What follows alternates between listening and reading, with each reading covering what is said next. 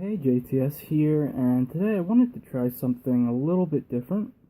Going to see how well I can, explain Jung's Red Book, or Liber Novus, especially, well, right now, Liber Primus, or Book 1, just by going through some underlinings I have. I really like the concept of the spirit of the depths and that whole deal, so I guess we'll see how it goes just by trying to go through some of this.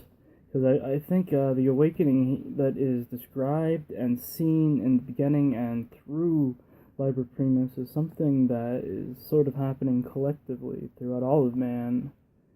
And I think it's going to be something either very good or very bad. And that is all in whether we take the reins and the responsibility for what is coming, or whether we allow someone else to control us and keep us in bondage when we should be in freedom. He is despised and rejected of men, a man of sorrows, and acquainted with grief. And we hid, as it were, our faces from him. He was despised, and we esteemed him not. Surely he hath borne our griefs, and carried our sorrows. Yet we did esteem him stricken, smitten of God, and afflicted. Isaiah 53, 1-4. The spirit of the depths has subjugated all pride and arrogance to the power of judgment. He took away my belief in science. He robbed me of the joy of explaining and ordering things. And he let devotion to the ideals of this time die out in me. He forced me down to the last and simplest things. But the supreme meaning is the path, the way, and the bridge to what is to come. That is the God yet to come. It is not the coming God himself, but his image which appears to the supreme in the supreme meaning. God is an image, and those who worship him must worship him in the image of the supreme meaning. The supreme meaning is not a meaning and not an absurdity. It is an image and force in one, magnificence and force together. The supreme meaning is the beginning and the end. It is the bridge of going across and fulfillment. The other gods died of their temporality, yet the supreme meaning never dies. It turns into meaning and then into absurdity, and out of the fire and blood of their collision the supreme meaning rises up rejuvenated again. The image of God has a shadow. The supreme meaning is real and casts a shadow. For what can be actual and corporeal and have no shadow? The shadow is nonsense. It lacks force and has no continued existence through itself. But nonsense is the inseparable and undying brother of the supreme meaning. Like plants, so men also grow, some in the light, others in the shadows. There are many who need the shadows, and not the light. The image of God throws a shadow that is just as great as itself. The supreme meaning is great and small. It is as wide as the space of the starry heaven and as narrow as the cell of the living body. You are an image of the unending world. All the last mysteries of becoming and passing away live in you. If you did not possess all this, how could you know? I speak because the Spirit robs me of joy and life if I do not speak. I am the serf who brings it and does not know, and he carries it in his hand. I would burn his hand, and it would burn his hand if he did, nor place it where the master orders him to lay it. Because I found that I could grasp, because I found nothing that I could grasp, I was near to making one up. What you speak, that is madness. It is true, what I speak is the greatness and intoxication and ugliness of madness. But the spirit of the depths stepped up to me and said, what you speak is, the greatness is, the intoxication is, the undignified, sick, paltry dailiness is. It runs in all the streets, lives in all the houses, and rules the day of all humanity. Even the eternal stars are commonplace. It is the great mistress and the one essence of God. One laughs about it, and laughter too is. Do you believe, man of this time, that laughter is lower than worship? Where is your measure, false measurer? The sum of life decides in laughter and in worship, not your judgment. I must also speak the ridiculous, you coming men. You will recognize the supreme meaning by the fact that he is laughter and worship. But the spirit of the depths said, a bloody laughter and a bloody worship, a sacrificial blood binds the poles. Those who know this laugh and worship in the same breath. After this, however, my humanity approached me and said, what solitude, what coldness of desolation you lay upon me when you speak such. Reflect on the destruction of being and the streams of blood from the terrible sacrifice that the depths demand. But the spirit of the depths said, no one can or should halt sacrifice. Sacrifice is not destruction. Sacrifice is the foundation stone of what is to come. Have you not had monasteries? Have not countless thousands gone into the desert? You should carry the monastery in yourself. The desert is within you. The desert calls you and draws you back. And if you were fettered to the world of this time with iron, the call of the desert would break all chains. Truly, I prepare you for solitude. After this, my humanity remained silent. Something happened in my spirit, however, which I must call mercy. My speech is imperfect, not because I want to shine with words, but out of the impossibility of finding those words. I speak in images. With nothing else can I express the words from the depths. A terrible cold had fallen from space, which had ruined every living thing, or had turned every living thing into ice. There stood a leaf-bearing but fruitless tree, whose leaves had turned into sweet grapes full of healing juice through the working of the frost. I picked some grapes and gave them to a great waiting throng. In reality, now it was so. At the time when the Great War broke out between the peoples of Europe, I found myself in Scotland, compelled by the war to choose the fastest ship and the shortest route home. I encountered the colossal cold that froze everything. I met up with the flood, the sea of blood, and found my barren tree, whose leaves the frost had transformed into a remedy. And I plucked the ripe fruit and gave it to you, and I do not know what I poured out for you, what bittersweet intoxicating drink, which left on your tongue an aftertaste of blood. Believe me, it is no teaching and no instruction that I give you. On what basis should I presume to teach you? I give you news of the way of this man, but not of your own way.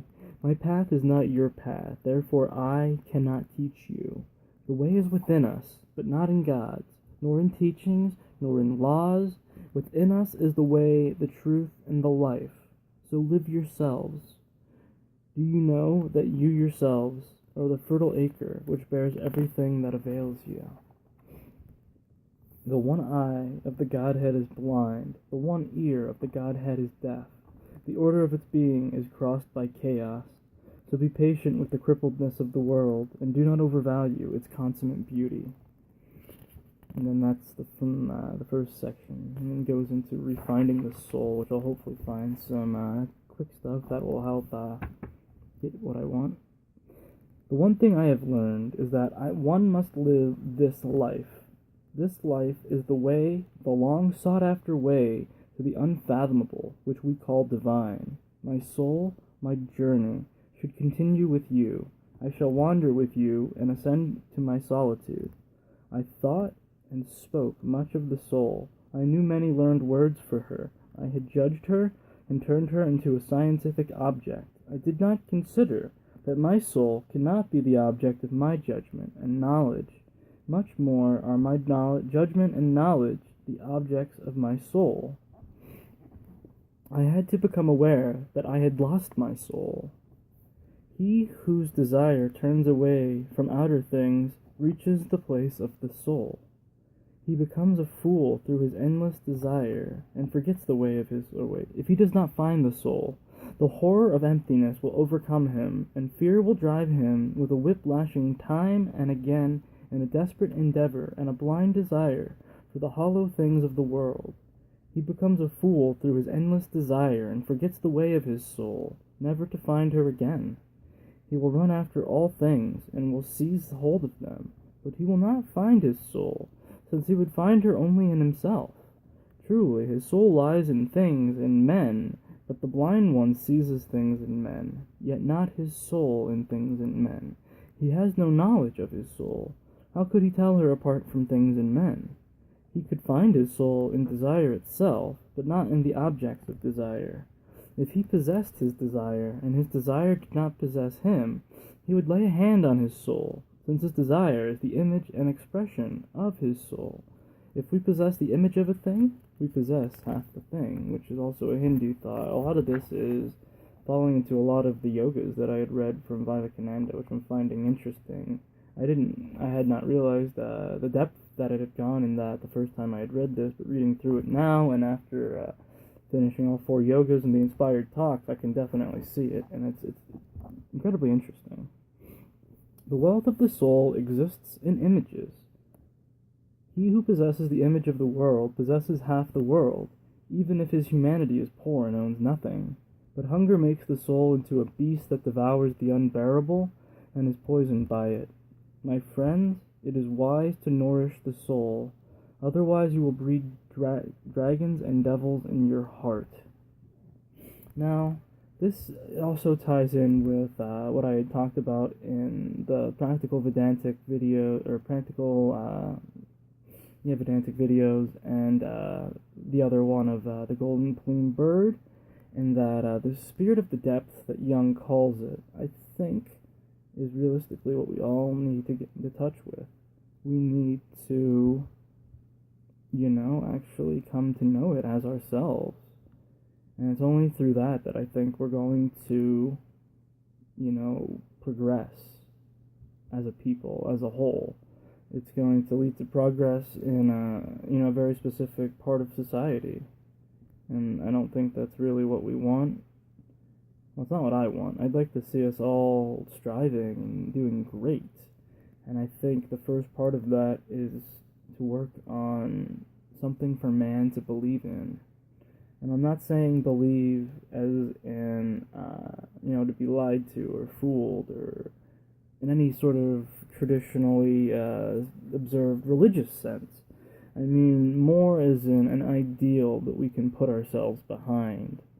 And, by continuously, putting ourselves into that, by creating this sort of gestalt together, we will hopefully propel ourselves forwards into a better tomorrow for ourselves and our children and their children. But this is all really coming and speaking of the same thing. Jung, I think, was in touch with the same thing Vivekananda was, and now I really see that. I see that so much more now than I had when I had first read this, maybe half a year ago or something like that. It wasn't very long. And it's mind-blowing just how much you can learn in such a short span of time if you really put your mind to it. And I think that's part of what we all need to do. We all need to start learning. We all need to start experiencing religion for ourselves. Because to me, religion is a word that's become tainted, and I think it's about time that we take it back for ourselves.